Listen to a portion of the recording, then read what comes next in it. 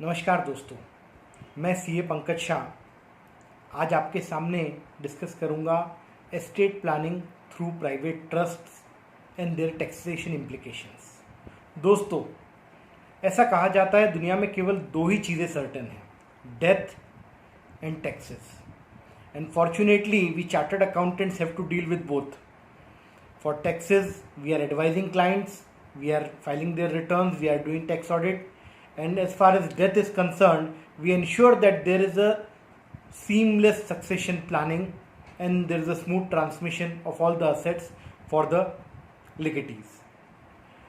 आज का हमारा टॉपिक बहुत इंटरेस्टिंग है, थोड़ा सा कॉम्प्लेक्स भी है क्योंकि ट्रस्ट, प्राइवेट ट्रस्ट ये बहुत कम रिजॉर्ट किया जाता है। स्पेशली एक पीरियड गया हमारे देश में जिसमें इसको डिस्करेज किया गया। उसके पहले हमारे देश में दुनिया के सबसे बड़े बड़े प्राइवेट ट्रस्ट एस्टेब्लिश हो चुके थे। आज के इस टॉपिक की शुरुआत मैं कहानी से करूंगा। एक हस्बैंड और वाइफ दोनों बहुत अच्छे बिजनेसमैन थे। दोनों ने मिलके एक बिजनेस शुरू किया, दोनों उसमें शेयर होल्डर्स थे। वो बिजनेस बहुत आगे बढ़ा।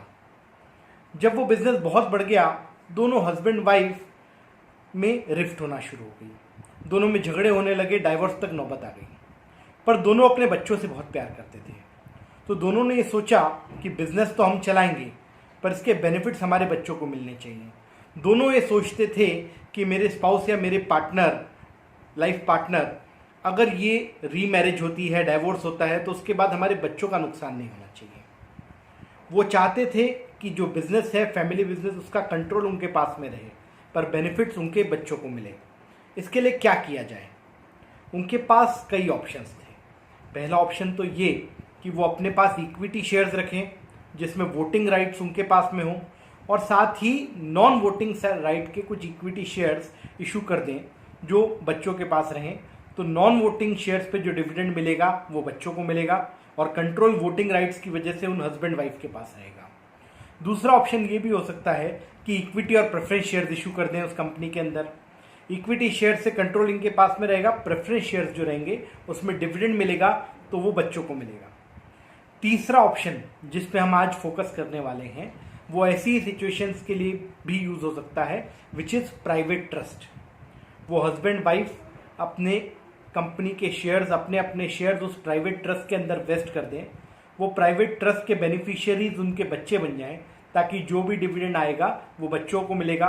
इन दोनों हस्बैंड वाइफ ने अपनी लाइफ के अंदर ही अपने शेयर सेटल कर दिए, गिफ्ट कर दिए उस ट्रस्ट को, तो अब उनके पास में इससे रिवर्स जाने का कोई राइट नहीं है। बाद में अगर हस्बैंड वाइफ का सेपरेशन भी होता है तो वो असेट्स इररिवोकेबली अब उस ट्रस्ट के पास जा चुके हैं। तो दोस्तों, इसी के साथ हमने देखा कि फैमिली ट्रस्ट के थ्रू कैसे प्लानिंग की जा सकती है। अब हम इस प्रोविजंस को डिटेल में देखना शुरू करेंगे। ये जो मैंने एग्जांपल दिया ये क्लासिकल प्राइवेट ट्रस्ट का एग्जांपल है। पेरेंट्स एक ट्रस्ट बनाएं, अपनी प्रॉपर्टी उस ट्रस्ट में सेटल कर दें और फिर वही पेरेंट्स उस ट्रस्ट के ट्रस्टी बन के उसको कंट्रोल करें। कई बार ये होता है हम विल के थ्रू करना चाहते हैं, पर विल में समस्या ये है कि विल कितनी भी बार रिवाइज हो सकती है, विल चैलेंज हो सकती है। तो इन सब चीज़ों को जब अवॉइड करना हो तो ये ट्राई किया जाता है कि सक्सेशन प्लानिंग हम प्राइवेट ट्रस्ट के थ्रू की। पर प्राइवेट ट्रस्ट अपने आप में थोड़ा सा कॉम्प्लेक्स सब्जेक्ट है, इसका लॉ भी डायनेमिक है, इसलिए कई लोग इससे झिझकते हैं। पर आज के इस प्रेजेंटेशन के बाद मुझे यकीन है कि हम लोग प्राइवेट ट्रस्ट के थ्रू भी tax planning, succession planning attempt कर सकेंगे। प्राइवेट ट्रस्ट की एक जर्नी हमें समझने की ज़रूरत है। 1980s के पहले की अगर बात करें तो हमारे देश में दुनिया के सबसे बड़े बड़े ट्रस्ट बने हुए हैं, जिसमें हम सब जानते हैं टाटा ट्रस्ट। टाटास का टाटा सन्स कंपनी है, उसमें टाटा ट्रस्ट अलग अलग बने हुए हैं। हमारे यहाँ पर पिलानी इन्वेस्टमेंट्स का सबसे बड़ा ट्रस्ट है, बिरलास का। ये ट्रस्ट के थ्रू इन्होंने अपनी फैमिली रन बिजनेस को कंट्रोल किया है। फैमिली बिजनेसेस में कई बार हमने देखा है कि चाचा, मामा, कई सारे रिलेटिव्स मिलके एक ब्रांड को खड़ा करते हैं, सबका कहीं ना कहीं उसमें शेयर रहता है और उसको सक्सेशन प्लानिंग कैसे की जाए तो वो ट्रस्ट के थ्रू फैमिली बिजनेस की हमारे इंडिया के अंदर बड़े बड़े बिजनेस हाउसेस करते थे। 1980s के बाद 2000 तक इन ट्रस्ट को टैक्स एवोजन के लिए यूज किया गया या किसी भी और कारणों की वजह से इसको डिस्करेज करने के लिए गवर्नमेंट ने इनका टैक्स रेट बहुत ज़्यादा बढ़ा दिया और ये ट्रस्ट के लिटिगेशंस भी बढ़ गए, जिसकी वजह से ये अनपॉपुलर होने लगे। इसलिए इन ट्रस्ट की तरफ लोगों का रुझान कम होने लगा। पर 2000 के बाद स्पेशली जब बड़े बड़े कॉरपोरेट लिटिगेशंस होने लगे विल्स के थ्रू, हमने देखा फेमस लोधा एंड प्रियमविदा बिरला का केस जो हुआ है, इसके बाद सिंघानियास का जो केस हुआ है, मफतलाल के जो लिटिगेशन हुए, इन सारे बड़े बड़े लिटिगेशंस के बाद प्राइवेट ट्रस्ट के थ्रू अगेन टैक्स प्लानिंग करने की लोगों के अंदर रुझान बढ़ा। पर सबसे बड़ा अगर ट्रिगर कोई देखा जाए तो वो इनहेरिटेंस टैक्स के घोस्ट की वापसी का है। जब 1990s के अंदर ये कहा गया कि ये इनहेरिटेंस टैक्स वापस आ सकता है। इसके अलावा 2013 के बजट के समय भी इनहेरिटेंस टैक्स की वापस आने की सुगबुगाहट थी। तो जब ये प्रपोजल्स आने लगे, और इसके पीछे जो सबसे बड़ा लॉजिक है कि जब अमेरिका, इंग्लैंड, सारे एडवांस कंट्रीज़ के अंदर ये इनहेरिटेंस टैक्स है, तो इंडिया में ये टैक्स क्यों नहीं होना चाहिए। मोर सो ये टैक्स इसलिए भी जस्टिफाई कर रही है गवर्नमेंट क्योंकि ये रिच ही रिच पे लगता है, सुपर रिच लोगों पे लगता है। तो प्रोग्रेसिव इकोनॉमी में ऐसे टैक्सेस होने चाहिए। जब इस तरीके की बात आई तो जो सुपर रिच कैटेगरी है या एक रीजनेबली वेल्दी फैमिलीज है, उन्हें लगा कि हमारा सक्सेशन जो हो वो मिनिमम टैक्स लग के हो, ये इनहेरिटेंस टैक्स की प्रॉब्लम नहीं आए, इसलिए ये टैक्स को उन्होंने succession planning through private trust plan करने का विचार किया। तो हम देखेंगे इस प्राइवेट ट्रस्ट के थ्रू कैसे इनहेरिटेंस टैक्स पे कंट्रोल किया जा सकता है, कैसे इसको बचाने के प्रयास कर सकते हैं अगर ये इनहेरिटेंस टैक्स आता है तो। इसके अलावा भी इनहेरिटेंस टैक्स को छोड़ के दूसरे कई पर्पजेस को, जो ऐसे हमने सबसे पहले डिस्कस किया कि कंट्रोल पर्सपेक्टिव, ये कंट्रोल पर्सपेक्टिव के लिए भी ये ट्रस्ट यूज किए जा सकते हैं। अगली स्लाइड में हम ये देखेंगे एक बेसिक ट्रस्ट का स्ट्रक्चर कैसे होता है। इस ट्रस्ट में सबसे पहला होता है सेटलर। सेटलर मतलब वो आदमी जो अपनी असेट्स को एक ट्रस्ट के अंदर सेटल करना चाह रहा है। जो ट्रस्ट बनाएगा that will be a trust. Settler जिस ट्रस्ट में अपनी असेट रखेगा, पार्क करेगा, वो हो गया ट्रस्ट। इस ट्रस्ट को मैनेज करने के लिए, इसको कंट्रोल करने के लिए जो असेट्स की लीगल ओनरशिप जिसके पास में रहेगी वो रहेगा ट्रस्टी। ये ट्रस्टी एक ऐसा पर्सन है जो कंट्रोल एक्सरसाइज करेगा, जो ये देखेगा कि असेट्स की जो असेट्स हैं वो प्रॉपर मैनेज हो रही है, हमारी वेल्थ प्रॉपर मैनेज हो रही है, और जिस पर्पस के लिए ट्रस्ट में दिया गया है वही पर्पस के लिए इसका यूज हो। अब ये असेट्स किसके लिए पार्क की गई है, तो ये beneficiaries. Section 3 of Indian trust act भी ये कहता है कि अगर बेनिफिशियरीज डिफाइंड नहीं है, अगर there are no certain beneficiaries in any trust, then there is no trust. A valid trust prerequisites having of a beneficiary. तो कुछ बेनिफिशियरीज होंगे, जैसे हम एक एग्जांपल देखेंगे, फैमिली ट्रस्ट है तो उसमें हमारे children, grand children can be the beneficiaries. इस ट्रस्ट को पीएफ, प्रोविडेंट फंड, दूसरे स्टैट्यूटरीज के लिए भी यूज किया जा सकता है। तो प्रोविडेंट फंड के अंदर जो एम्प्लॉयज हैं they will be the beneficiaries. So beneficiaries can be individuals और क्लास ऑफ पर्सन्स। बेनिफिशियरी एक चैरिटेबल ट्रस्ट भी हो सकता है। तो बेनिफिशियरी मस्ट बी देयर। तो सेटलर रहेगा, वो ट्रस्ट के अंदर अपनी असेट्स को पार्क करेगा जिसको ट्रस्टीज मैनेज करेंगे for the benefit of the beneficiaries.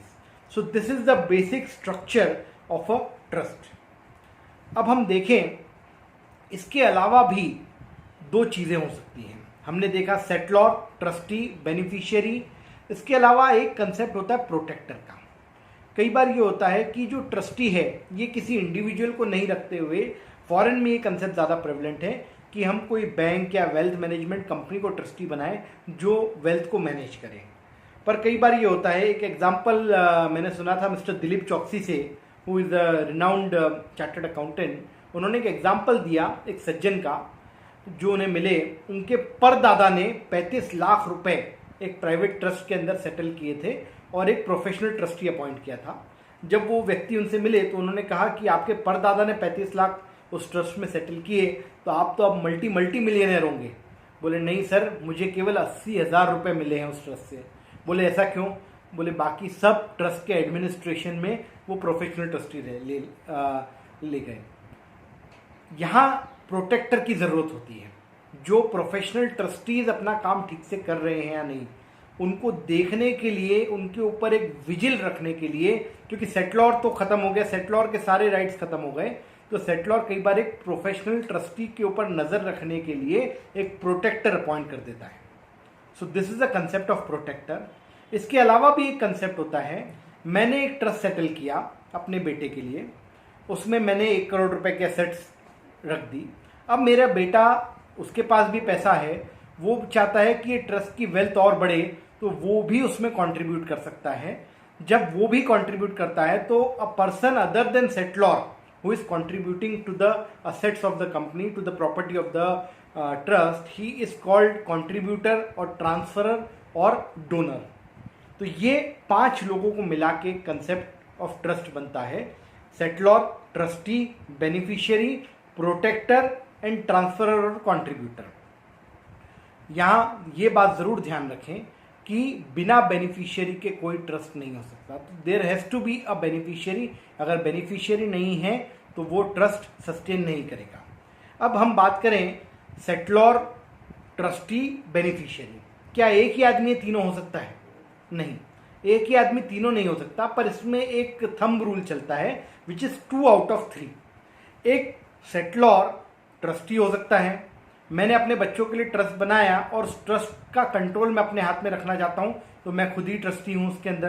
तो a person can be settler as well as trustee.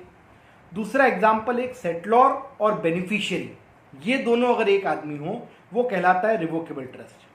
वो फॉरेन में ऐसे कई ट्रस्ट बनते हैं जिसको ग्रांटर ट्रस्ट भी कहा जाता है, जिसमें मैं सेटल कर रहा हूं ट्रस्ट के अंदर प्रॉपर्टी अपने खुद के बेनिफिट के लिए। यहां पर प्रोफेशनली वेल्थ मैनेज एक थर्ड पार्टी करेगी, who will be the trustee who can manage the assets well. तो ये एक टाइप का कंसेप्ट हो गया जहां पर settler and beneficiaries are the same. Third concept, trustee as well as beneficiary should be same. ये कंसेप्ट नॉर्मली देखने में नहीं आता, क्योंकि अगर वो कर सकता है तो डायरेक्ट उनको ही वेस्ट क्यों ना कर दिया जाए। तो ये 2 आउट ऑफ 3 का कंसेप्ट यहां पर प्रिवेल होता है। ट्रस्ट कैसे बनेगा? ट्रस्ट बनाने के लिए ट्रस्ट डीड की जरूरत है। ये ट्रस्ट डीड में क्या रहेगा? तो इस ट्रस्ट डीड में कुछ बेसिक कंपोनेंट्स होंगे, जैसा हम अपनी स्लाइड में देखेंगे। ट्रस्ट डीड के अंदर सबसे पहले इंफॉर्मेशन अबाउट द पार्टीज होना जरूरी है। Who is the settler?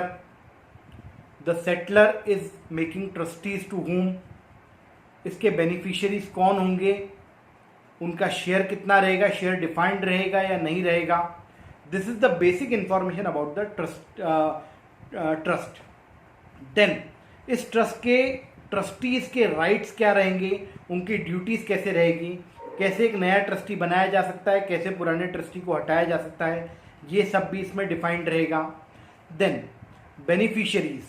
Beneficiaries कौन रहेंगे, उनके राइट्स क्या रहेंगे, उनकी ड्यूटीज क्या रहेगी, कैसे नए बेनिफिशियरीज को इंक्लूड किया जा सकता है, कैसे पुराने बेनिफिशियरीज को एक्सक्लूड किया जा सकता है। ये सब राइट्स, पावर्स, ये सब ट्रस्ट डीड के अंदर क्लियरली डिफाइन किए जाने चाहिए। देन ट्रस्ट कैसे खत्म होगा, ट्रस्ट को एक्सटिंग्विश करने के लिए क्या कंडीशन और प्रोसीजर्स रहेंगे, ये क्लियरली डिफाइन होना चाहिए ट्रस्ट डीड के अंदर। अगर कोई डिस्प्यूट होता है तो avoid going through courts, arbitration mechanism के लिए ट्रस्ट डीड के अंदर एक प्रोविजन होना चाहिए, that is alternate dispute resolution. इसके अलावा ट्रस्ट डीड को अमेंड कैसे किया जाए, उसके प्रोसेस और प्रोसीजर्स भी ट्रस्ट डीड के अंदर ही डिफाइन होने चाहिए। Then only there will be a smooth trust settlement. ये हो गया ट्रस्ट डीड।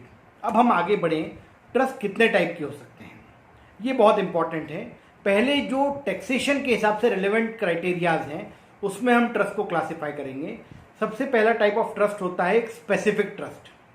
ये स्पेसिफिक ट्रस्ट के अंदर क्या होता है, ट्रस्ट जब बनाया है तो सेटलर ने बेनिफिशियरीज को आइडेंटिफाई कर रखा है कि मैं सेटलर हूं, मैंने अपने बच्चे ए और बी दोनों को बेनिफिशियरीज बनाया है और दोनों का शेयर रहेगा 50% 50%। This will be a specific trust, it is a determinate trust where the share is determined, the beneficiaries are determined. ये स्पेसिफिक ट्रस्ट जो होता है ये एस्टेट ड्यूटी अवॉइड करने के लिए यूज नहीं हो पाता है। क्यों? एस्टेट ड्यूटी अवॉइड या अदर प्लान वर्ड यूज करूं मैं, because this is not avoidance. इसको अवॉइडेंस के लिए यूज किया जाता था। जो इसका बेसिक नेचर है मैंने स्पेसिफिक ट्रस्ट अगर बनाया और मेरे बेनिफिशियरीज नोन है ए और बी, तो उस केस में ये होगा जब मैं ट्रस्ट में प्रॉपर्टी सेटल कर रहा हूँ और सेटलर के डिमाइस के बाद जब मेरे बेनिफिशियरीज आइडेंटिफाइड है तो अब वो beneficiaries will be the owner, ऐसे केसेस में बेनिफिशियरीज को एस्टेट ड्यूटी देना पड़ सकती थी। ये कुछ कंट्रीज के लॉज के हिसाब से, इंडिया में क्योंकि एस्टेट ड्यूटी नहीं है इसलिए हम इसको एक एकेडमिक पर्पज से डिस्कस कर रहे हैं। दोनों का शेयर डिफाइन है तो हमें मालूम है कि किससे कितना कितना प्रॉपर्टी वेस्ट हुई है, किसको इनहेरिटेंस इंटरेस्ट मिला है, तो 50% टैक्स दोनों से लिया जा सकता है प्रॉपर्टी के हिसाब से। इसके अलावा दूसरा ट्रस्ट होता है डिस्क्रिशनरी ट्रस्ट। ये इंपॉर्टेंट ट्रस्ट है क्योंकि डिस्क्रिशनरी ट्रस्ट के अंदर ट्रस्टीज के ऊपर है किस बेनिफिशियरी को कितना देना। बेनिफिशियरी डिफाइंड है पर किस बेनिफिशियरी को कितना मिलेगा, नहीं मिलेगा, कब मिलेगा, ये डिसाइड होगा बाय द ट्रस्टीज। तो all the beneficiaries are at the mercy of the trustees. ये एक टाइप ऑफ ट्रस्ट हो गया, this is the discretionary trust. तो यहां पर बेनिफिशियरीज का कोई राइट नहीं है, जैसे हमने उस पर स्पेसिफिक ट्रस्ट में देखा। ये बेनिफिशियरी ट्रस्ट, ये जो डिस्क्रिशनरी ट्रस्ट होता है, इसमें क्योंकि बेनिफिशियरीज का कोई राइट नहीं जब तक ट्रस्टीज उनको कुछ दे ना दें, इसीलिए ये डिस्क्रिशनरी ट्रस्ट कई बार यूज होता था एस्टेट ड्यूटी के प्लानिंग के लिए। देन ये तो हो गए बेनिफिशियरीज आइडेंटिफाइड एंड अनआइडेंटिफाइड के हिसाब से specific as well as discretionary trust. इसके अलावा एक ट्रस्ट होता है रिवोकेबल वर्सेस इररिवोकेबल ट्रस्ट। मेरे पास प्रॉपर्टी है, मैं चाहता हूं कि मैं ट्रस्ट को दूं, पर जब मुझे वापस चाहिए मैं वापस भी अगर ले लूं ट्रस्ट से, तो वो होता है रिवोकेबल ट्रस्ट कि the transfer to the trust is revocable. पर इसके ठीक विपरीत एक ट्रस्ट होता है इररिवोकेबल। एक बार मैंने ट्रस्ट में अगर कुछ प्रॉपर्टी कंट्रीब्यूट कर दी, उसके बाद मेरा उसके ऊपर कोई राइट नहीं है, मैं उसे वापस नहीं ले सकता। That is irrevocable transfer. ये इररिवोकेबल ट्रांसफर जिन ट्रस्ट में किया जाता है ये बहुत इंपॉर्टेंट है। कहां पर इंपॉर्टेंट है? सक्सेशन प्लानिंग के अंदर इसको यूज किया जाता है, क्योंकि विल, अनलाइक विल, मैं बार बार अगर चेंज कर सकता हूं और अगर करना चाहता हूं तो मैं उसको विल के थ्रू ट्रांसमिट करूं। पर अगर मैं चाहता हूं कि एक बार मैंने प्रॉपर्टी उसमें डाल दी फिर मैं उसे वापस न ले पाऊं, ये बेनिफिट मेरे सक्सेसर्स को पास ऑन हो, तो इसलिए इररिवोकेबल ट्रांसफर करना अच्छा। कई बार ये भी होता है कि एक आदमी को लग रहा है कि हो सकता है मेरा डाइवोर्स हो जाए, और डाइवोर्स के केसेस के अंदर 50% प्रॉपर्टी और मेंटेनेंस एलिमनी में दिया जाता है, तो उस डाइवोर्स के पहले ही अगर मैं इररिवोकेबली उस असेट को ट्रांसफर कर दूं तो फिर मेरा उस पर कोई राइट नहीं रहेगा, तो मेरी वाइफ उसमें कोई क्लेम नहीं कर सकती। इसके अलावा एक असेट प्रोटेक्शन ट्रस्ट भी बनाया जाता है जो डिस्क्रिशनरी होता है, इररिवोकेबल होता है। ये असेट प्रोटेक्शन या इररिवोकेबल ट्रस्ट कैसा होगा? इसको असेट प्रोटेक्शन या कई दूसरे पर्पज के लिए भी यूज किया जाता है। इररिवोकेबल ट्रस्ट में हो सकता है कि अगर मुझे लग रहा है कि मेरे क्रेडिटर्स मेरी पर्सनल प्रॉपर्टीज पे क्लेम कर लेंगे, इंसॉल्वेंसी बैंकरप्सी कोर्ट पे मेरी पर्सनल लाइबिलिटीज आ सकती हैं, तो मैं अपनी असेट्स को उस इररिवोकेबली एक ट्रस्ट में सेटल कर दूं फॉर माय बेनिफिशियरीज। ऐसे केस में एडवांटेज ये होगा कि अगर वो असेट इररिवोकेबली मैंने किसी ट्रस्ट में सेटल कर दी तो उस ट्रस्ट, उन असेट्स का प्रोटेक्शन हो गया, उनके ऊपर कोई क्लेम नहीं कर सकता क्योंकि मेरा कोई राइट नहीं है उसके ऊपर। It is not my asset, so any creditor can not claim. ये पुराने लॉज के अंदर एक पीरियड जरूर होता था कि साल या 2 साल के पहले अगर आपने, या मेरी जब लाइबिलिटी आई, अगर उसके 2 साल पहले मैंने इस ट्रस्ट में कुछ डाल रखा है, that will not be considered as irrevocable transfer. But for the timing, क्योंकि ऐसा लॉ नहीं है, हम मान ले कि अगर हमने इररिवोकेबली किसी ट्रस्ट में कोई एसेट सेटल कर दी है तो that will be protected from divorce, creditors claims, insolvency cases. एक टैक्सेशन के पर्पज से लास्ट टाइप ऑफ ट्रस्ट होता है टेस्टामेंटरी ट्रस्ट। मैं अपने विल के थ्रू अगर कोई ट्रस्ट बनाऊं, विल के थ्रू प्रॉपर्टी उस ट्रस्ट के अंदर वेस्ट हो, that is a testamentary trust. इसमें कुछ टैक्स एडवांटेजेस दिए हुए हैं। This is also an interesting type of trust. तो टैक्सेशन पर्पज के लिए देखा जाए तो specific trust, discretionary trust, irrevocable trust, deemed revocable trust. Deemed revocable trust वो होता है जो एक इररिवोकेबल ट्रस्ट है, पर उसमें मैं कोई एसेट को, एक ट्रांसफरर, सेटलर ने एसेट्स वेस्ट कर दी, पर मैं उसका एक बेनिफिशियरी हूं और मैं कुछ एसेट खुद ट्रांसफर कर रहा हूं उसके अंदर ताकि वो मुझे ही मिले। तो ऐसे ट्रस्ट को डीम्ड रिवोकेबल ट्रस्ट कहा जाता है। ऐसे में रिवोकेबल ट्रस्ट में, डीम्ड रिवोकेबल ट्रस्ट में जो ट्रांसफरर है ट्रस्ट के अंदर, वो इनकम उस ट्रांसफरर की ही रहेगी। ये ट्रस्ट एक पास थ्रू स्टेटस बन जाएगा। ट्रस्ट में मैं प्रॉपर्टी कंट्रीब्यूट कर रहा हूं, पर उसकी जो इनकम होगी वो क्लब होगी इन the hands of the transferor. तो ये एक टाइप ऑफ ट्रस्ट हो गया टैक्सेशन के हिसाब से। कुछ दूसरे टाइप ऑफ ट्रस्ट जो इंडिया में कम प्रेवलेंट है पर इंटरनेशनली प्रेवलेंट है, जैसे यूएस की बात करें तो वहां होता है एक जनरेशन स्किपिंग ट्रस्ट। इस ट्रस्ट में क्या होता है कि अगर मैं हूं, मेरा सन है, मैं अपने सन को मेरी प्रॉपर्टी दूं तो 50% इनहेरिटेंस टैक्स में वो प्रॉपर्टी चली गई, उतना प्रॉपर्टी टैक्स के रूप में चला गया। वो अपने सन को प्रॉपर्टी देगा तो और 50% चले जाएगा। तो अगर मैं अपने ग्रैंडसन को कुछ प्रॉपर्टी देता तो केवल 50% जाता, पर मैंने अपने ग्रैंडसन को नहीं देते हुए बेटे को दी और बेटे ने उसके बेटे को दी तो 25% असेट ही बची। तो इसलिए यूएस में एक प्लानिंग की जाती है जहां पर बड़ी इनहेरिटेंस हो, तो वहां पर मैं जनरेशन स्किप कर दूंगा, मैं अपने बेटे को देने के बजाय मैं अपने पोते को दूंगा। तो ऐसे केसेस के अंदर मेरा जो टैक्स इंसिडेंस है वो बच जाएगा। This is one type of trust, generation skipping trust. एक और ट्रस्ट जैसा हमने डिस्कस किया रिवोकेबल ट्रस्ट, मैं खुद के बेनिफिट के लिए अगर कोई ट्रस्ट बना रहा हूं, that is a grantor trust. उसमें जो ग्रांट कर रहा है उसी के बेनिफिट के लिए ट्रस्ट है, तो that is a kind of grantor trust. Third is a dynasty trust. ये trust inheritance tax, estate duty को बचाने के लिए किया जाता है, पर इसमें बेनिफिशियरीज को उतना फायदा नहीं हो पाता, प्रॉपर्टी सेव रहती है। मैंने ट्रस्ट बना दिया, अब वो ट्रस्ट में जो प्रॉपर्टी सेटल्ड है उसमें से एक लिमिटेड पोर्शन ही मेरे जो सक्सेसर्स हैं उनको मिलेगा, बाकी ट्रस्ट के पास ही वो प्रॉपर्टी रहेगी। तो ये डायनेस्टी ट्रस्ट होते हैं। ये डायनेस्टी ट्रस्ट में कहाँ सेटल करना है अपने आप में इंपॉर्टेंट है। यूएस में अगर सेटल करते हैं तो 30 साल तक ही ये ट्रस्ट रह सकता है। कुछ कंट्रीज 90 साल के लिए ये ट्रस्ट बनाती हैं और कुछ कंट्रीज ऐसी रहती हैं जो 900 साल के लिए, 999 ईयर्स के लिए बना सकती हैं, जहां पे रूल ऑफ परपेचुइटी लागू नहीं होता। तो this is also an interesting type of trust, dynasty trust. इसके अलावा असेट प्रोटेक्शन ट्रस्ट, हमने देखा कि insolvency code, creditors claim, family disputes को अवॉइड करने के लिए डाइवोर्स के केसेस में एक असेट प्रोटेक्शन ट्रस्ट बनाया जाता है। नॉर्मली ये डिस्क्रिशन ट्रस्ट होता है और इसमें इररिवोकेबल ट्रांसफर होता है। तो this is a combination of discretionary as well as irrevocable trust. एक और इंटरेस्टिंग ट्रस्ट होता है लिविंग ट्रस्ट। ये एक इंटरेस्टिंग एग्जांपल है। हमने देखा कि विल्स में प्रोबेट की प्रॉब्लम आती है और अगर वर्ल्ड वाइड देखा जाए तो ये प्रॉब्लम सबसे ज्यादा कैलिफोर्निया में है। तो वहां पर ये स्ट्रक्चर बहुत प्रेवलेंट है, विच इज लिविंग ट्रस्ट। इसमें मैं अपने जीते जी प्रॉपर्टी उस ट्रस्ट में सेटल कर दूंगा और मेरे मरने के बाद में वो ट्रस्ट की प्रॉपर्टी उसके बेनिफिशियरीज को पास ऑन हो जाएगी। तो ये ट्रस्ट तब तक के लिए है जब तक मैं हूं। मैंने अपने जीते जी वो प्रॉपर्टी उस लिविंग ट्रस्ट में दे दी and after me that property will be vested in my beneficiaries. So इसमें सबसे बड़ा जो सेविंग होती है, प्रोबेट की रिक्वायरमेंट नहीं होती, क्योंकि प्रोबेट में अपनी विल अगर लिखूं तो वो प्रोबेट करवा के मेरे लेगेटीज को प्रॉपर्टी मिलेगी।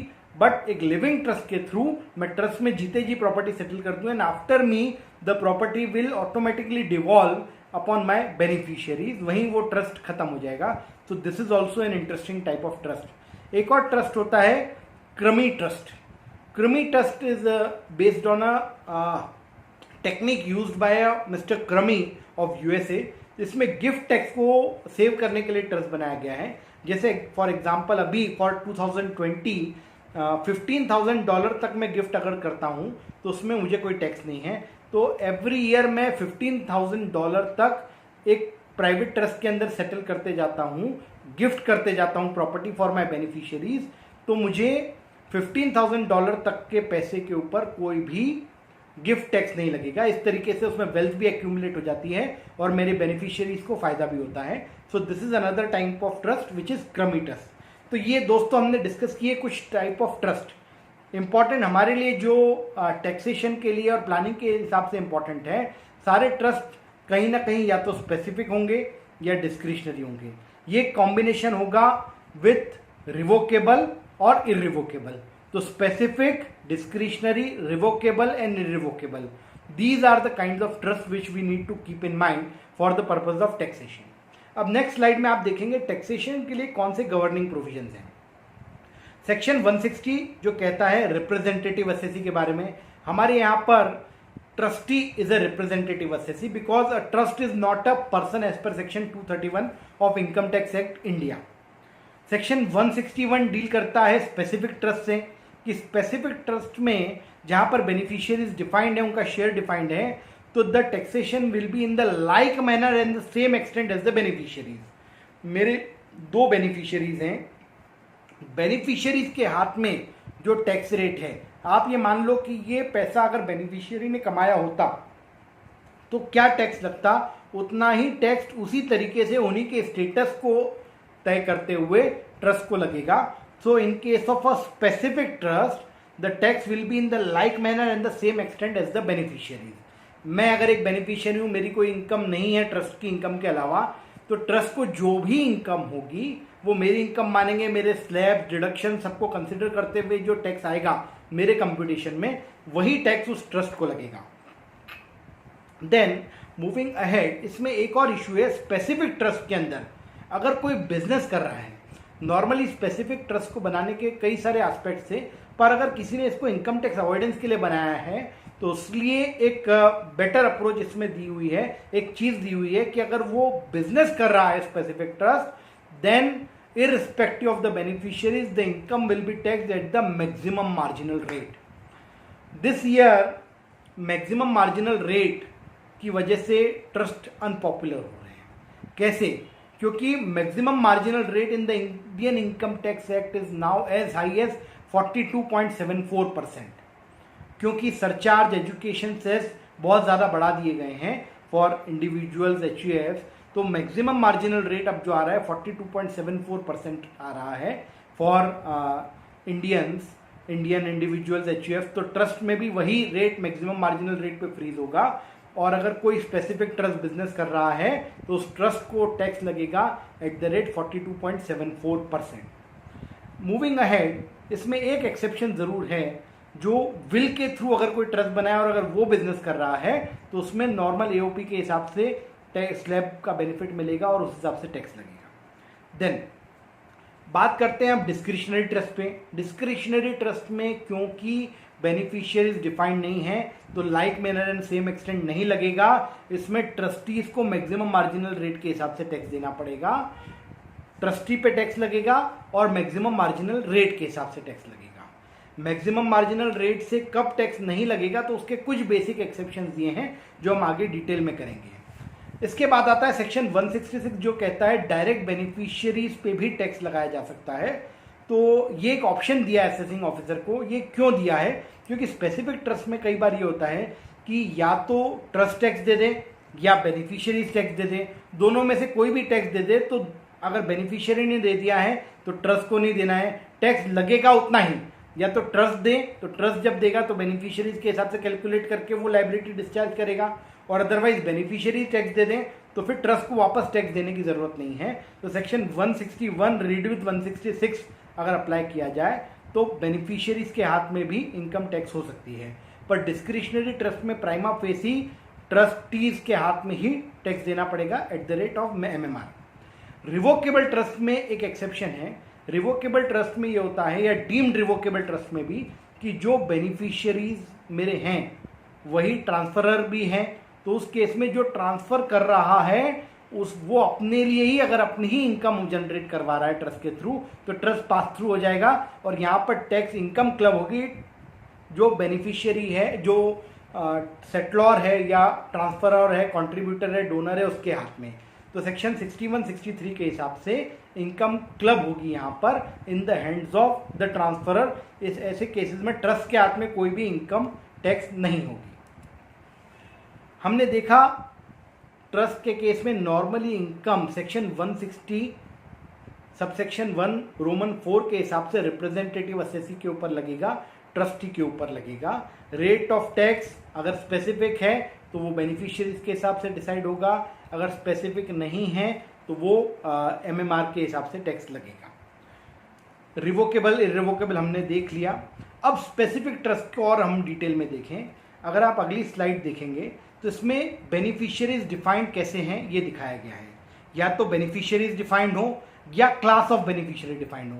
बेनिफिशियरी फैमिली ट्रस्ट में मैंने बता दिया मेरे बच्चे ए बी सी ये बेनिफिशियरीज हो गए। इसके अलावा क्लास ऑफ बेनिफिशियरीज भी हो सकता है, जैसे फॉर एग्जांपल एक पीएफ ट्रस्ट है तो इसमें जितने एम्प्लॉयज हैं they will be the beneficiaries and they will have share as per the formula given. हम एक फॉर्मूला दिखा दें जिससे स्पेसिफाइड डेट के ऊपर अगर उनका शेयर निकाला जा सके, आइडेंटिफाई किया जा सके, तो वो भी स्पेसिफिक ट्रस्ट होगा। बेनिफिशियरीज इसमें आपने देखा है ए बी सी इंडिविजुअल हो गए, साथ में एक चैरिटेबल ट्रस्ट को भी मैंने बेनिफिशियरी बना दिया, सो विच हैज इक्वल, चारों में इक्वल शेयर है। तो दो टाइप ऑफ बेनिफिशियरी हो गए, individual as well as charitable trust. So this is a specific trust with identified beneficiaries and identified share. Then moving ahead, specific trust का taxation कैसे होता है, तो it will be coextensive with the beneficiary in the like manner and the same extent as the beneficiary।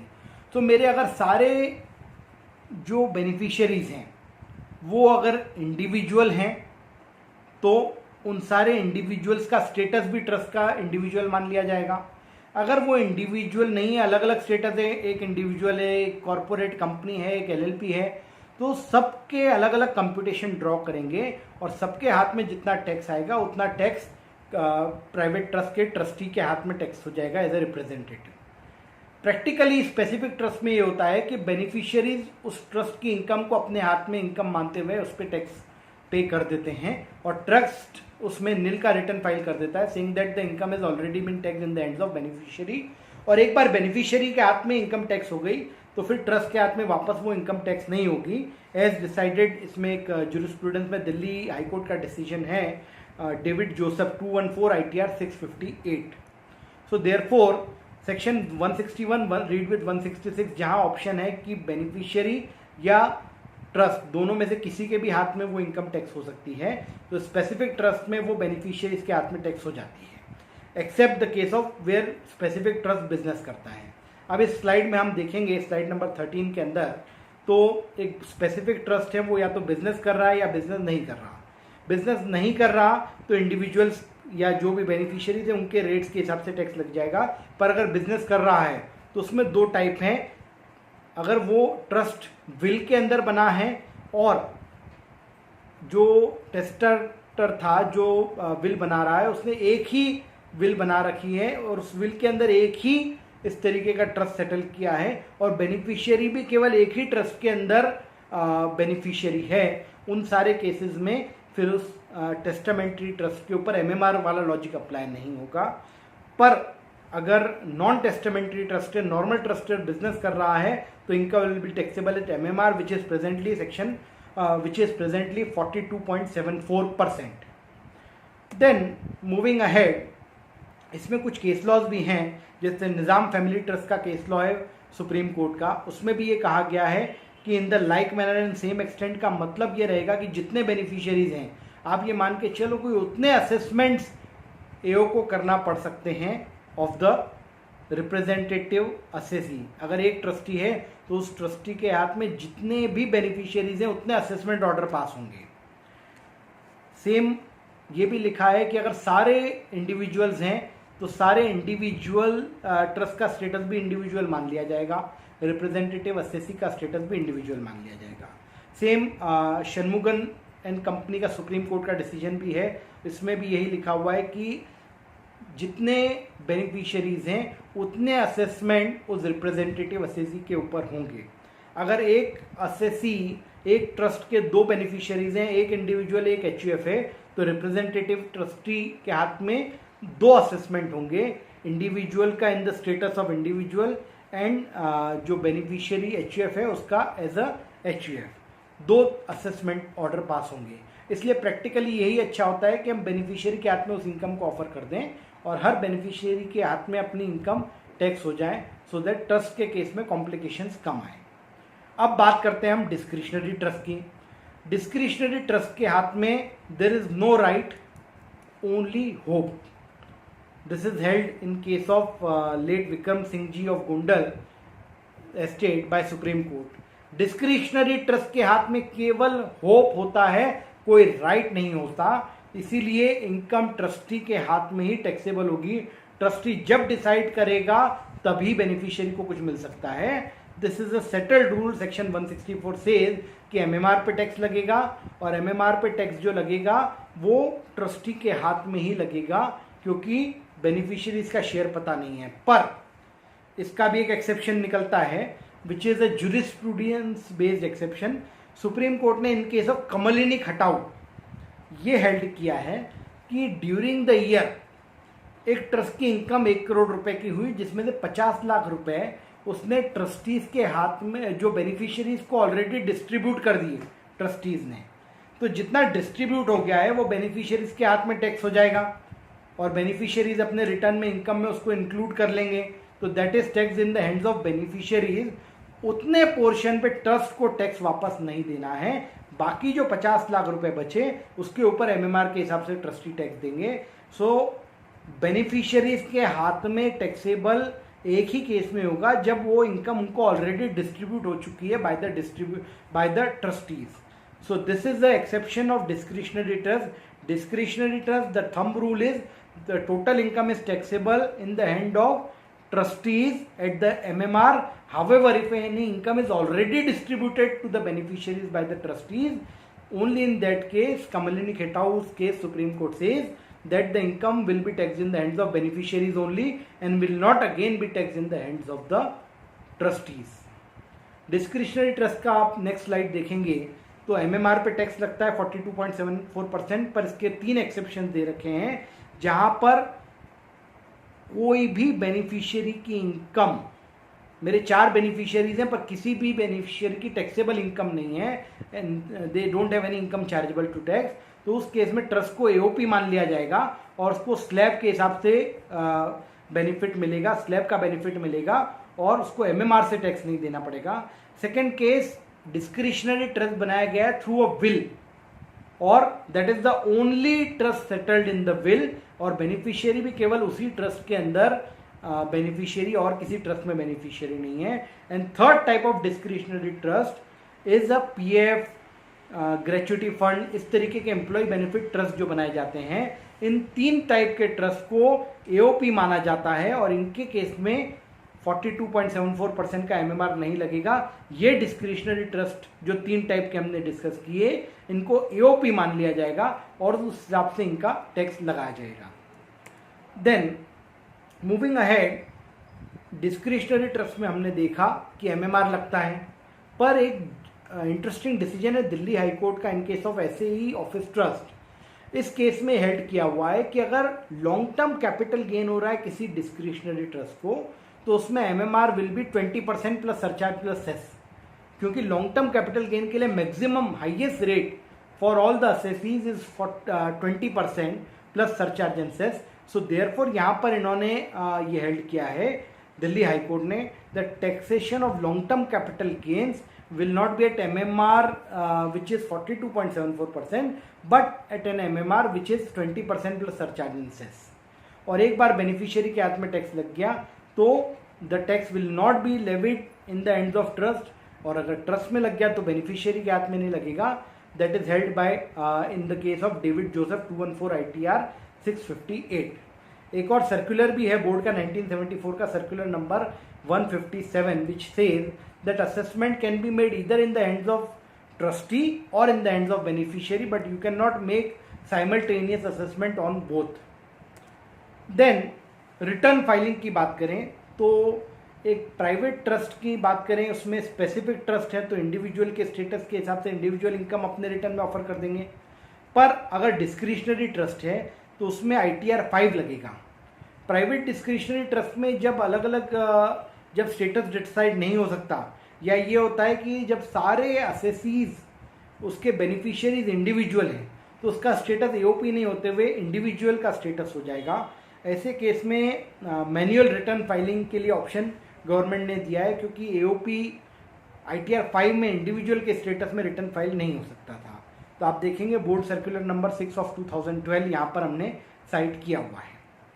Then moving ahead to a deemed revocable trust, जैसा हमने बात की कि मैंने एक ट्रस्ट सेटल किया, उसमें 1 करोड़ रुपए की प्रॉपर्टी सेटल कर दिया, मेरा बेटा वो भी चाहता है कि इस ट्रस्ट के अंदर असेट एक्यूमुलेट हो जाए, और वो कुछ पैसा अगर कंट्रीब्यूट करता है तो वो पैसा जो उसने कंट्रीब्यूट किया है, क्योंकि वही बेनिफिशियरी है और वही ट्रांसफरर है, तो ऐसा ट्रस्ट बन जाएगा डीम्ड रिवोकेबल ट्रस्ट। और जो ट्रांसफर से वो इनकम जनरेट होगी that will B taxed in the hands of my son and not in the hands of trust, because that trust has become deemed revocable trust. तो deemed revocable trust या revocable trust में section 61-63 के हिसाब से वो trust बन जाता है एक पास थ्रू व्हीकल, और वो ट्रस्ट के हाथ में कोई इनकम टैक्स नहीं होगी। That income will be tax in the hands of the transferor itself, जो बेनिफिशियरी भी है और ट्रांसफरर या सेटलर भी है। तो this is a kind of deemed revocable trust. कई सारे जो असेट मैनेजमेंट ट्रस्ट होते हैं वो डीम्ड रिवोकेबल ट्रस्ट का कंसेप्ट फॉलो करते हैं। जैसे हम एग्जांपल ले, ILFS हुआ, IDFC ट्रस्ट हुए, इनके जो असेट मैनेजमेंट ट्रस्ट हैं they are in the capacity of asset protection trust. ARC companies होती हैं, उसमें जो ट्रांसफरर्स होते हैं जो कंट्रीब्यूट करते हैं इस ट्रस्ट के अंदर, even REIT trust, real estate investment trust, इन सारे ट्रस्ट के अंदर बिजनेस ट्रस्ट जो फॉलो होते हैं ये ट्रस्ट बन जाते हैं पास थ्रू व्हीकल, क्योंकि जो कंट्रीब्यूटर्स होते हैं उन्हीं की इनकम होती है और उनके हाथ में ही टैक्सेबल होती है। These are specific trust also. तो स्पेसिफिक डीम्ड रिवोकेबल ट्रस्ट होते हैं ये सारे बिजनेस ट्रस्ट, जिसमें income are taxed only in the hands of the beneficiary who are transferrers also.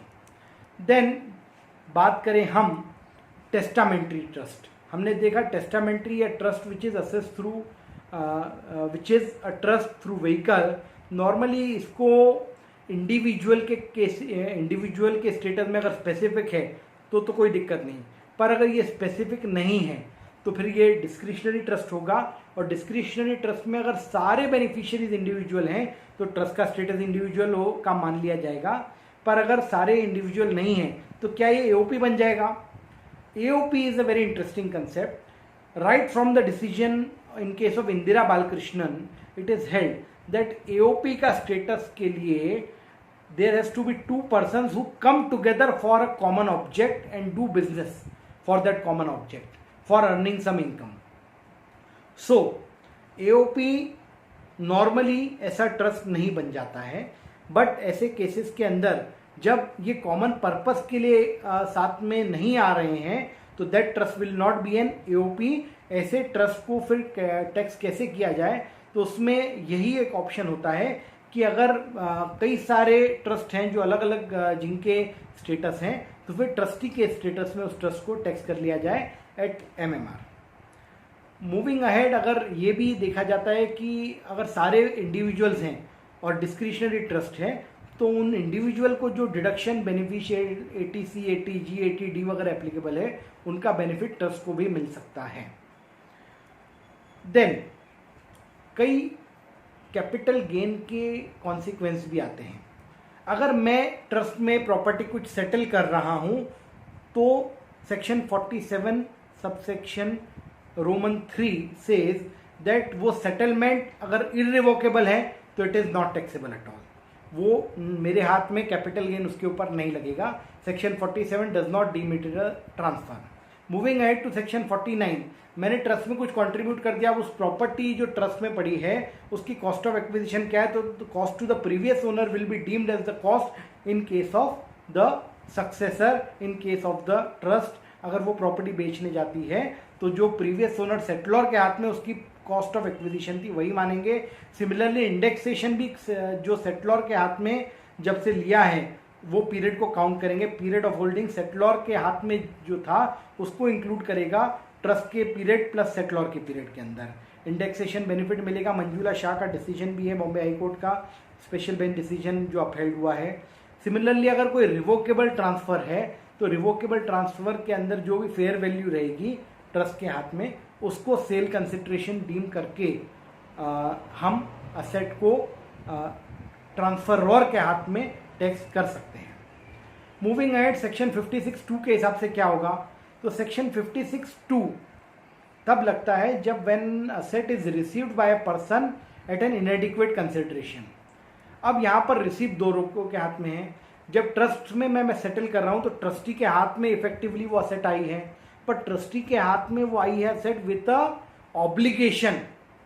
So it is not for an inadequate consideration so trustee के हाथ में वो असेट आई है, सेक्शन 56 का एप्लीकेशन ट्रस्टी के हाथ में नहीं होगा। अब बेनिफिशियरीज के लिए भी कुछ बेनिफिट आया है, बेनिफिशियरीज के फेवर में एक राइट मिला है, तो it is a kind of receipt. पर अगर वो बेनिफिशियरीज मेरे रिलेटिव हैं, इन दोज केसेस सेक्शन 56 का एप्लीकेशन वहाँ पर नहीं होगा। हम ये चार्ट के थ्रू देखें, अगर बेनिफिशियरीज के हाथ में मिला है मुझे तो उसका कोई भी बेनिफिशियरीज को नहीं मिलेगा। पर अगर रिलेटिव्स हैं, इफ नॉन रिलेटिव के हाथ में कोई असेट मुझे मिल रही है, मेरे ट्रस्ट के बेनिफिशियरीज नॉन रिलेटिव हैं, उन केसेस के अंदर देयर इज अ पॉसिबिलिटी कि जो असेट सेटल हुई है उस असेट के ऊपर बेनिफिशियरीज का 56(2) के अंदर इम्प्लीकेशन आ जाए। नेक्स्ट स्लाइड में हम देखेंगे, स्लाइड नंबर 30 में, जब वो ट्रस्ट बेनिफिशियरी को इनकम डिस्ट्रीब्यूट करेगा तो वो इनकम ट्रस्ट के हाथ में ऑलरेडी टैक्स हो चुकी है, इसलिए वापस बेनिफिशियरी के हाथ में नहीं हो सकती, इट विल बी एग्जेम्प्ट। पर बेनिफिशियरीज अगर कॉर्पस रिसीव कर रहे हैं तो दो पार्ट हैं, अगर वो रिलेटिव्स ही हैं और कॉर्पस रिलेटिव को दे रहे हैं तो सेक्शन 56 का एप्लीकेशन नहीं रहेगा, वो एग्जेम्प्ट रहेगा क्योंकि रिलेटिव है। पर नॉन रिलेटिव के हाथ में अगर कॉर्पस का पार्ट आ रहा है तो then the same will be taxable under section 56(2)(10) as per the latest provision. Moving ahead, कुछ और इंटरेस्टिंग सिनेरियो बनते हैं। Section 8 of the Indian trust act says that अगर कोई ट्रस्ट के अंदर प्रॉपर्टी नहीं है पर एक beneficial interest in the case of another trust है, तो then that is not a valid trust. ये बहुत ध्यान से रखना ज़रूरी है क्योंकि ट्रस्ट के अंदर कोई प्रॉपर्टी असेट सेटल होना ज़रूरी है। ऐसा नहीं कर सकते कि एक ट्रस्ट के हाथ में असेट यही है कि दूसरे ट्रस्ट से जो मिलेगा बेनिफिशियल राइट, एक ट्रस्ट दूसरे ट्रस्ट के अंदर बेनिफिशियरी ही है केवल। ऐसे केस में अगर और कोई प्रॉपर्टी नहीं है तो department is considering those trust as a invalid trust. तो section 8 of Indian trust act is very important. कई बार एग्रेसिव प्लानिंग में लोग ये भी करते थे कि एस्टेट ड्यूटी अवॉइड करने के लिए, वेल्थ टैक्स अवॉइड करने के लिए मैंने 6 कंपनियां बनाई हैं। ए कंपनी के शेयर होल्डर बी कंपनी है, बी का शेयर होल्डर सी कंपनी है, सी का शेयर होल्डर डी कंपनी है, डी का शेयर होल्डर ई कंपनी है और ई का शेयर होल्डर वापस ए कंपनी है, तो कोई इंडिविजुअल इसमें आया ही नहीं। ऐसे केस में इक्विटी शेयर्स सारे इंटरलॉक हो जाते थे 6 कंपनीज में, पर प्रेफरेंस शेयर के थ्रू डिसोल्यूशन में कुछ बेनिफिट मिलता था टू द ओरिजिनल ओनर्स। ऐसे केसेस में जब ऐसी एग्रेसिव प्लानिंग होती है, ऐसे केसेस में एक बहुत बड़ी पॉसिबिलिटी है section 296 of Indian constitution dealing with escheat. Escheat में ये होता है कि जिसका कोई नहीं उसका सब कुछ सरकार को मिल जाता है। जब ऐसी इंटरलॉकिंग कंपनी से प्राइवेट ट्रस्ट के थ्रू प्लानिंग होती है तो उसमें पॉसिबिलिटी है कि वो प्रॉपर्टी किसी को नहीं मिले and it will go to the government itself by the provision of escheat section 296 of the act. तो कोई भी एग्रेसिव प्लानिंग करते समय इस एस्चीट के प्रोविजन को ध्यान रखना बहुत ज़रूरी है। Moving ahead to the slide number 33-34, जिसमें हम कुछ टैक्स प्लानिंग फैमिली बिजनेसेस की कैसे की जाती है उसको डिस्कस करने वाले हैं। अगर एक न्यूक्लियर फैमिली है, फादर मदर उनके 2 बच्चे हैं, तो एक सिंपल ट्रस्ट सेटल कर दें। हम देखेंगे स्लाइड नंबर 34 के ऊपर, इसमें हमने सेटलर है, ट्रस्ट सेटल किया जिसमें ट्रस्टी हम ही हो गए एंड बेनिफिशियरीज हमारे बच्चे हो गए। This is a classical trust for a nuclear family.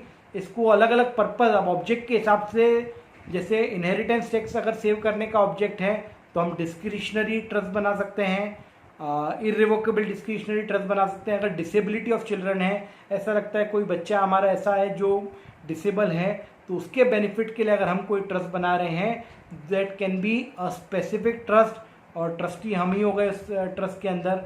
Divorce के केसेस के लिए इर्रिवोकेबल ट्रस्ट हो सकता है, क्रेडिटर्स क्लेम के लिए इर्रिवोकेबल ट्रस्ट हम सेटल कर सकते हैं। So these are different kinds of trust for a nuclear family. पर अगर एक इंडस्ट्रियलिस्ट की फैमिली है, स्लाइड नंबर 35 पे आप देखें, एक इंडस्ट्रियलिस्ट की फैमिली है जिसके दोनों बच्चे फॉरेन में हैं, दोज आर नॉन रेसिडेंट्स। अब दोनों इंडस्ट्रियलिस्ट चाहते हैं कि हमारी प्रॉपर्टी अल्टीमेटली उसका बेनिफिट हमारे बच्चों को मिले। वो क्या करेंगे ऐसे कंपनीज के अंदर? तो वो ये कर सकते हैं कि अपनी प्रॉपर्टी, अपने शेयर उस ट्रस्ट के अंदर सेटल कर दें एंड दे में remain as the director of the company. और वो जो हमारे बच्चे हैं, उन बच्चों को जो नॉन रेजिडेंट चिल्ड्रन हैं उस इंडस्ट्रियलिस्ट के, उसके ऊपर फटका की या दूसरी कोई टैक्स लायबिलिटी ना आ जाए, इसलिए डिस्क्रिशनरी ट्रस्ट रखें कि प्रॉपर्टी उस ट्रस्ट के अंदर है पर इनका शेयर डिटरमाइंड नहीं है, तो इनके ऊपर किसी भी फॉरेन टैक्स अकाउंट केस में भी या किसी भी केस में लायबिलिटी नहीं आएगी। उनके नॉन रेजिडेंट होने की वजह से हमारा ट्रस्ट नॉन रेजिडेंट नहीं हो जाएगा। सो इट इज़ एडवाइजेबल कि ऐसे केसेस के अंदर एक डिस्क्रिशनरी ट्रस्ट को सेटल करें। देन एक तीसरे टाइप का ट्रस्ट हम देखें यहाँ पर, एक कॉरपोरेट ट्रस्ट है। मेरी बिजनेस फैमिली है जिसके अंदर एक ऑपरेटिंग कंपनी है, इन्वेस्टमेंट कंपनीज है, कई दूसरे टाइप की ट्रस्ट असेट्स है। तो ये एक बड़ी कॉरपोरेट फैमिली जिसमें 2 भाई हैं और दोनों भाइयों की फैमिली है। तो मैं अपने सारे जो शेयर्स हैं, मेरे 2 सन्स हैं, उनकी फैमिली, सब्सिक्वेंट फैमिली, और I am a big corporate house, तो मैं अपनी ऑपरेटिंग कंपनीज के शेयर्स, इन्वेस्टमेंट कंपनीज के शेयर, दूसरे सारे शेयर्स एक मास्टर ट्रस्ट के अंदर सेटल कर दूं, as shown in slide number 36। ये मास्टर ट्रस्ट एक स्पेसिफिक ट्रस्ट रहेगा जिसमें 2 ट्रस्ट, सन 1 और सन 2, दोनों के स्पेसिफिक ट्रस्ट रहेगा। दोनों का शेयर डिटरमाइंड रहेगा कि मेरी सारी कंपनीज के शेयर्स, उनसे जो भी इनकम आएगी वो सन नंबर 1 और सन नंबर 2, इन दोनों के जो ट्रस्ट हैं उनको 50% मिल जाए। सब्सिक्वेंटली मैं सेकेंड लेवल ट्रस्ट सेट करूंगा जो डिस्क्रिशनरी ट्रस्ट रहेंगे, जिसमें जो पेरेंट्स हैं they will be the trustees. और ये जो सन नंबर 1 ट्रस्ट, सन नंबर 2 ट्रस्ट जो सेटल करेंगे सब्सिक्वेंट ट्रस्ट, इन ट्रस्ट को डिस्क्रिशनरी ट्रस्ट के रूप में सेटल करूंगा, ताकि जब मुझे जिसको जितना बेनिफिट देना होगा उतना बेनिफिट दूंगा। तो यहाँ पर हमने देखा use of a master trust, जिसके जो एक स्पेसिफिक ट्रस्ट रहेगा जिसके अंदर सब्सिक्वेंट ट्रस्ट रहेंगे, पेरेंट ट्रस्ट जो डिस्क्रिशनरी ट्रस्ट रहेंगे। सो इस तरीके से भी एक कॉर्पोरेट बिजनेस जिसमें 2 ब्रदर्स हैं, प्लानिंग की जा सकती है। अब कई बार ये होता है कि मेरे अलग अलग ट्रस्ट हैं और अलग अलग ट्रस्ट, अलग अलग बिजनेसेस के लिए मुझे अलग अलग ट्रस्ट बनाने हैं। जैसे एक ऑपरेटिंग कंपनी है, उसके लिए मैं same type of trust channel बनाना चाहूँगा, नॉन ऑपरेटिंग कंपनी के लिए भी सेम बनाना चाहूँगा, पर मैं सबको इंडिपेंडेंट रखना चाहूँगा। ऐसे केस में क्या किया जा सकता है कि मैंने 3 मेरी कंपनीज है, company A, company B, company C, और suppose company C is other assets, तो मैं 3 मास्टर ट्रस्ट बनाऊंगा। कंपनी ए के शेयर्स मास्टर ट्रस्ट ए में, कंपनी बी के शेयर मास्टर ट्रस्ट बी में, और other assets master trust C में। और हर मास्टर ट्रस्ट के अंदर similar type of parent trust and baby trust settle होंगे। इसमें आप देखेंगे सबके सिमिलर टाइप ऑफ स्ट्रक्चर रहेंगे। जो मास्टर ट्रस्ट पेरेंट ट्रस्ट के हाथ में देगा that will be specific trust, उसमें शेयर्स डिटरमाइंड रहेंगे। और पेरेंट ट्रस्ट जो सब्सिक्वेंट एक बेबी ट्रस्ट सेटल करेगा, उस ट्रस्ट के अंदर it will be a discretionary trust, उसके केस में शेयर्स डिटरमाइनेबल नहीं रहेंगे। तो ये फैमिली बिजनेस को सेटल करने के लिए these are different kinds of trust which are used. अब हमने देखा था कि कई बार ये होता है कि हम अपने हाथ से असेट्स मैनेज नहीं कर सकते हैं, तो इसलिए ये अलग अलग टाइप के ट्रस्ट हम फॉर्म करते हैं। पर ये ट्रस्ट बनाने के लिए एक सेटल करते time migration is very important. आज ज़रूरी नहीं कि सारी असेट्स मेरे खुद के नाम पर हो, कुछ कंपनीज मेरी कंपनी में होंगी, कुछ कंपनीज पार्टनरशिप फॉर्म ओन करती होगी, कुछ हम लोग फैमिली में अलग अलग लोग ओन करते हैं। तो इसके लिए सारी असेट्स का माइग्रेशन करना है हमको to the trust structure, the master trust which is being settled. अब ये कैसे किया जाए, तो इसके लिए माइग्रेशन स्ट्रेटजीज होती हैं, जिसमें या तो एक तरीका या ऐसे combination of these ways are used. मैं सेटलमेंट खुद कर दूं, मैं ट्रस्ट को कुछ गिफ्ट कर दूं, सेल ऑफ असेट कर दूं ट्रस्ट को, फैमिली अरेंजमेंट सेटलमेंट डीड के थ्रू ट्रस्ट को मैं दे दूं, प्राइमरी इन्फ्यूजन्स किए जा सकते हैं, मर्जर्स डीमर्जर्स के थ्रू भी शेयर्स उन ट्रस्ट के अंदर जा सकते हैं। So these are different strategies. पर ये स्ट्रेटजीज बनाते समय हमें देखना पड़ेगा दूसरे लॉ के implications, like income tax, stamp duty, SEBI, FEMA, foreign laws, किस कंट्री में ट्रस्ट हमें सेटल करना है ये भी देखना है। और जब ये ट्रस्ट सेटल करें तब इनहेरिटेंस टैक्स है नहीं, उसकी कितनी संभावनाएं हैं, ये सब देखते हुए माइग्रेशन स्ट्रेटजीज डिसाइड होती हैं। एक और इंटरेस्टिंग कंसेप्ट होता है प्रोफेशनल ट्रस्टीज का, जिसमें bank, financial institution will be the trustee who will be managing my funds. ये ट्रस्ट सेटल किया जाता है और सेटल करने के लिए कुछ एडमिनिस्ट्रेशन फीस ली जाती है। पर जैसा कि हमने देखा कि हमारी विशेष के हिसाब से ये चीज़ हो, हमारे हिसाब से वो प्रॉपर मैनेजमेंट हो, इसलिए इसका स्ट्रक्चर कुछ ऐसा होता है। इसमें ट्रस्ट का जो सेटलर होता है, वो settler the owner of the trust रहेगा, जो ट्रस्ट को में सेटल करेगा अपनी property, and the trustee here, आप ये एग्जांपल में देखें स्लाइड नंबर 42 के अंदर, तो वो जो पोर्टफोलियो मैनेजर रहेगा, इसमें हम एक एडवाइजरी बोर्ड या प्रोटेक्टर को भी रख सकते हैं, जिनके विशेष के हिसाब से वो एक गाइडलाइंस देंगे टू द ट्रस्ट कि इसको इक्विटी ओरिएंटेड फंड्स में आपको डालना चाहिए या डेट ओरिएंटेड में डालना चाहिए, कितना डालना चाहिए। But the ultimate fund will be manage by the advisory by the professional trustees. इसमें बेनिफिशियरीज का अल्टीमेट रहेगा और protector will keep a vigil on the trustees. जैसा मैंने एग्जांपल दिया आपको, एक ग्रेट ग्रैंडफादर ने 35 लाख रुपए आज से 80 साल पहले अगर किसी ट्रस्ट में कंट्रीब्यूट किए, आज केवल 80,000 बचे हैं। तो this is a sheer example of mismanagement by the professional trustees. ऐसा ज़रूरी नहीं हो, ये प्रोफेशनल ट्रस्टीज का कंसेप्ट फॉरेन में बहुत पॉपुलर है, but we should definitely have a protector and और advisory board to have a trust deed letter of wishes. हम देखें ये प्रोफेशनल ट्रस्टीज की ज़रूरत क्यों है, तो टेक्निकल बर्डन, फैमिली डायनेमिक्स, इन सब को देखते हुए प्रॉपर मैनेजमेंट करने वाला कोई होना चाहिए, कॉम्प्लिकेटेड एडमिनिस्ट्रेशन, कुछ ऐसी स्पेशल असेट्स होती हैं, इन सब को ध्यान में रखते हुए स्लाइड नंबर 43 एंड 44 पे मैंने डिस्क्राइब किया है कि इनकी ज़रूरत क्या है। आप बताएंगे क्या ये प्रोफेशनल ट्रस्टीज होते हैं। स्लाइड नंबर 45 पे आप देखेंगे कितने सारे प्रोफेशनल ट्रस्टी सर्विसेज इंडिया में अवेलेबल हैं, India as well as abroad की कई मल्टीनेशनल कंपनीज इसकी सर्विसेज प्रोवाइड कर रही हैं, जिसमें आरबीसी वेल्थ मैनेजमेंट है, पेंशन लॉ है, हेरिटेज है। इंडिया में देखा जाए तो Kotak Mahindra, even ICICI has come with the asset management fiduciary services, trusteeship services. वॉरमंड इज अ इंडियन जो इंडिया में ऑपरेशंस कर रही हैं। तो ये सारी प्रोफेशनल ट्रस्टी कंपनीज हमारे यहाँ पर भी हैं and people may take advantage. जब भी ट्रस्ट बनाएं, कीप इट फ्लेक्सिबल, क्योंकि ये हो सकता है कि इनहेरिटेंस टैक्स लॉ आ जाए तो हमारे पर्पस जिस ट्रस्ट से हमने बनाया था that may not be relevant. कई सारे अलग अलग लॉस को देखते हुए the trust should have the scope of flexibility, alteration, moderation के लिए। हम देखें स्लाइड नंबर 47 पे, नॉर्मली किसे ये प्राइवेट ट्रस्ट बनाना चाहिए, तो जिसका कोई चाइल्ड ऐसा हो जो डिसेबल हो, मैनेज नहीं कर पा रहा हो, या एक आदमी जिसकी 5, 10, 15 करोड़ की प्रॉपर्टी हो, उसके लिए एडवाइजेबल, उससे ज़्यादा की प्रॉपर्टी हो उसके लिए एडवाइजेबल है। जहाँ पर बड़े कॉर्पोरेट हाउसेज हैं and who do not want that बच्चों में झगड़े हों, तो वो family succession, business succession planning कर सकते हैं थ्रू प्राइवेट ट्रस्ट। इसकी कॉस्ट कितनी आती है, तो एमएनसीज नॉर्मली 5 लाख रुपए के आसपास फीस चार्ज करते हैं for establishment, and every year per annum asset management की 2 से 5% की कॉस्ट वो पर एनम लेते हैं मेंटेनेंस फीस। हम देखें स्टैम्प ड्यूटी। स्टैम्प ड्यूटी में एक इंटरेस्टिंग प्लानिंग ये होती है कि जब हम ट्रस्ट सेटल कर रहे हैं तो वो एक इनिशियल अमाउंट से कर दें, जैसे 500 रुपये या 5,000 या 10,000 रुपये, तो हमें बहुत माइन्यूट स्टैम्प ड्यूटी देनी पड़ेगी, और उसके बाद में मूवेबल असेट्स को उसमें कंट्रीब्यूट करें।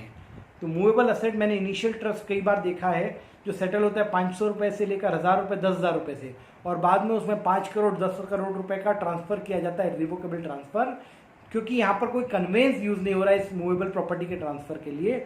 Therefore in these kind of cases stamp duty नहीं लगती है।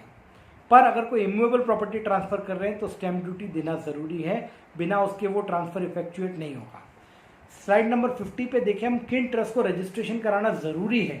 तो सेक्शन 17 बोलता है अगर कोई इमूवेबल प्रॉपर्टी 100 रुपये से ज़्यादा की कंट्रीब्यूट कर रहे हैं, 100 रुपये इसलिए क्योंकि 1908 में ये ट्रस्ट रजिस्ट्रेशन एक्ट बना था, उस समय 100 रुपये बड़ा अमाउंट होता था, तो 100 रुपये से ज़्यादा का कोई अगर इमूवेबल प्रॉपर्टी ट्रस्ट में कंट्रीब्यूट कर रहे हैं तो इसका रजिस्ट्रेशन कंपलसरी है with the registrar of firms and societies. Then कई एस्पेक्ट ये आते हैं कि ट्रस्ट लीगल है या नहीं है, तो एक माइनर का ट्रस्ट भी लीगल है, एक अनबॉर्न चाइल्ड के बेनिफिट के लिए अगर बनाया गया ट्रस्ट है वो भी लीगल ट्रस्ट है। एक डिस्क्रिशनरी ट्रस्ट स्पेसिफिक भी बन सकता है, स्पेसिफिक डिस्क्रिशनरी भी बन सकता है। एक डेट के ऊपर इसका स्टेटस क्या है वो ट्रस्ट डीड के हिसाब से दिखना पड़ेगा। It is specific as on a particular date. Then कई बार ये होता है कि हम अल्टरनेट बेनिफिशियरीज डिफाइन नहीं करते। हमने ये दे दिया कि हमारे ए और बी दोनों बच्चे हैं, ए के प्री डिसीज होने पे बी बन जाएगा, बी के प्री डिसीज होने पर ए बन जाएगा, अदरवाइज दोनों इक्वल में रहेंगे। पर कई बार ये भी होता है कि दोनों बच्चे प्री डिसीज हो जाएं। ऐसे केस में मेहरा केस है, इलाहाबाद हाईकोर्ट का डिसीजन है। इसमें एओ ने मान लिया कि क्योंकि दोनों मर जाए ऐसा कोई क्लॉज नहीं था तो ये इनवैलिड ट्रस्ट है। पर नहीं, section 77 of Indian trust act कहता है ऐसे केस में the property will again come back to the settler, तो इसलिए this is not an invalid trust. Section 77 कुछ केसेस बताता है किस केस में ट्रस्ट कैसे खत्म होगा। इसमें सिंपल है, अगर अनलॉफुल कंप्लीट ट्रस्ट का पर्पस कंप्लीट हो जाए तो ये ट्रस्ट कंप्लीट हो जाएगा और प्रॉपर्टी बेनिफिशियरीज के अंदर डिस्ट्रीब्यूट हो जाएगी। स्लाइड नंबर हमारी जो 54 है ये बहुत इंटरेस्टिंग है। हमने ये सारी प्लानिंग देखी, बहुत कुछ समझा, कॉम्प्लिकेशन समझे, पर आखिरी में तो आनंद फिल्म के राजेश खन्ना की याद आती है जो कहता है कि जब तक जिंदा हूँ तब तक मैं मरा नहीं, और जब मर गया तो साला मैं हूँ ही नहीं, तो किसके लिए क्या प्लानिंग की जाए। सो ये सारी प्लानिंग्स अलग अलग सिचुएशन को देखते हुए की जाती है और it will all depend on case to case, किस सिचुएशन में किस पर्पस के लिए किस ट्रस्ट को हमको फॉर्म करना चाहिए। This was all, this is a never ending topic, but thank you very much for such a patient hearing.